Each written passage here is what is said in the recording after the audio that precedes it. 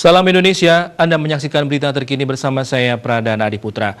Sejak adanya pembentukan Satgas COVID-19, tim gabungan disiagakan di pos pemeriksaan terpadu di pos KTP Gilimanuk. Selain surat-surat kendaraan, tim gabungan juga memeriksa KTP dan suhu tubuh penumpang.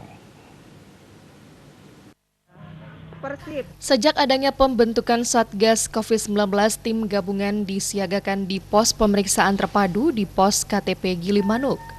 Berdasarkan pengamatan wartawan Denpos, petugas gabungan baik TNI, Polri, Satpol PP, Dinas Kependudukan, dan tim kesehatan Satgas COVID-19 tampak senantiasa siaga memeriksa para penumpang dan sopir yang masuk Bali. Selain surat-surat kendaraan, tim gabungan juga memeriksa KTP dan suhu tubuh penumpang.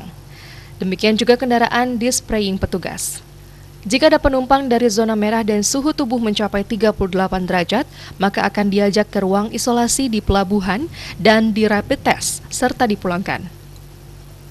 Tujuan penumpang datang ke Bali juga harus jelas, namun sejauh ini penumpang lebih banyak ke Bali atau balik setelah liburan nyepi. Witari Denpos melaporkan.